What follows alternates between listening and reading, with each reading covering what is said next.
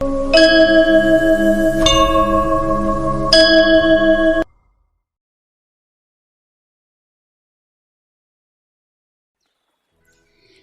को सदा अपना समझो, पर केवल अपने लिए मत समझो। ईश्वर मेरे साथ है, ये भाव अच्छा है, पर ईश्वर मेरे लिए है, ये भाव कच्चा है। भगवान मेरे साथ है, इस भाव में रहने वाला व्यक्ति हर स्थिति में ईश्वर के प्रति संतोष व्यक्त करता है। जो व्यक्ति इस भाव में रहता है कि ईश्वर मेरे लिए है, वो हर हाल में ईश्वर के प्रति क्रोध प्रकट करता है। अपने साथ ईश्वर को समझने का अर्थ है, जो मिले उसे भगवान का प्रसाद समझकर ग्रहण करे और समझे भगवान के होते हुए आपको चिंता करने की क्या आवश्यकता है। और स्वयं के लिए परमेश्वर को समझने का अर्थ है, हे भगवान, आप सब कुछ कर सकते हैं, फिर आप मुझे दर्द क्यों देते हैं। स्मरण रहे, पहला भाव भक्तों का और दूसरा भाव अभक्तों का है। पांडव भगवान श्री कृष्ण को अपना मानते थे और कौरवों ने भगवान कृष्ण को अपना समझ लिया। पहला भाव समर्पण का और दूसरा भाव स्वार्थ का होता है। आइए वीडियो को शुरू करते हैं। इससे पहले कि हम आगे बढ़ें, अगर आप हमारे चैनल पर नए हैं तो प्लीज़ चैनल को लाइक एंड सब्सक्राइब ज़रूर कर दीजिएगा। यदि आप अपनी ज़िंदगी में धीरे चलकर भी कभी ना रुके तो यकीन मानिए आप सबसे तेज़ चल रहे हो।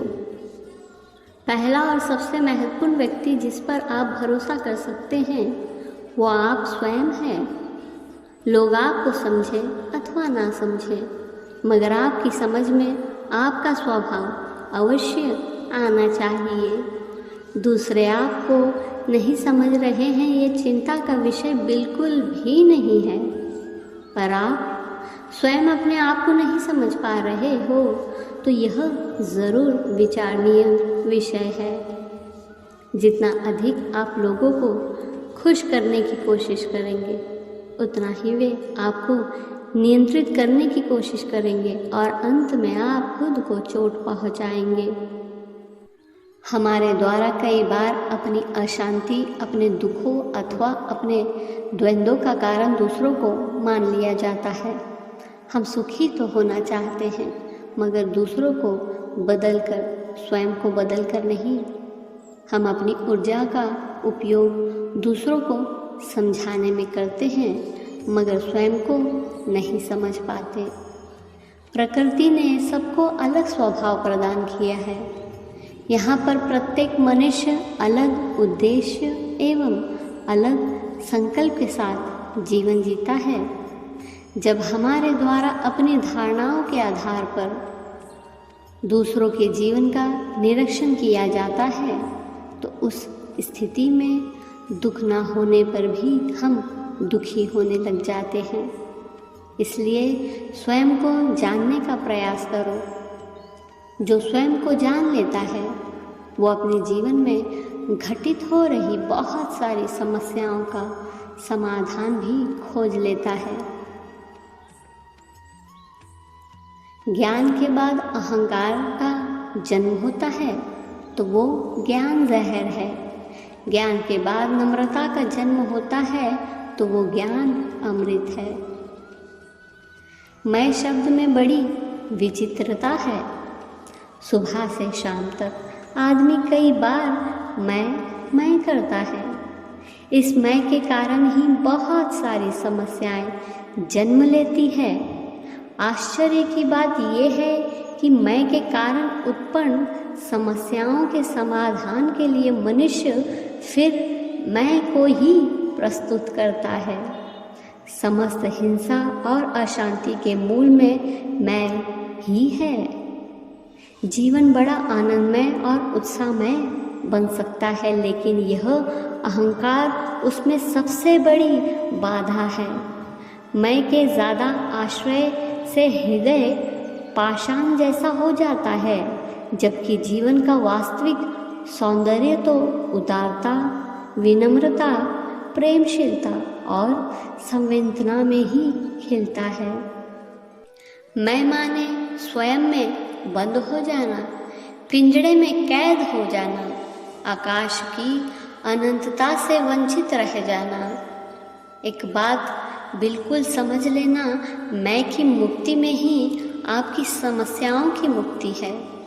जो बात हम में है वो ना तुम में है और ना मुझ में है। ध्यान रहे, अहंकार आपको खुद की नज़र में मजबूत तो करता है लेकिन दुनिया की नज़रों में गिरा देता है। ज्ञान निर्णय करता है कि क्या कहना है, अभिवृत्ति निर्णय करती है कि कैसे कहना है, कुशलता निर्णय करती है कितना कहना है, बुद्धिमत्ता निर्णय करती है कि क्या कहना है, क्या नहीं कहना है। धन के बल पर भोग अवश्य प्राप्त हो जाते हैं मगर तृप्ति की प्राप्ति नहीं हो सकती। धन के बल पर पूरे संसार के भोगों को प्राप्त करने के बाद भी आप अतृप्त ही रहोगे। खालीपन, उदासी, अवसाद, अशांति आपका पीछा नहीं छोड़ेगी। आशा का दास तो हमेशा निराश ही रहेगा। संसार में सबसे ज़्यादा दुखी कोई है तो वो है असंतोषी। असंतोष के कारण ही मानव पाप और निम्न आचरण करता है। जगत के सारे पदार्थ मिलकर भी मानव को संतुष्ट नहीं कर सकते। संतोष ही प्रसन्न रख सकता है। एक बार श्री कृष्ण पर विश्वास कर लोगे तो पशु की तरह दर दर नहीं भटकना पड़ेगा। अभाव में भी कृपा का अनुभव होगा और प्रत्येक क्षण आनंद का अनुभव होगा। विषय के लिए नहीं, वासुदेव के लिए जियो। धन जीवन की आवश्यकता है, उद्देश्य कदापि नहीं। इससे आज तक कोई तृप्त नहीं हुआ। प्रभु चरणों का आश्रय ही जीवन में तृप्ति का अनुभव कराता है।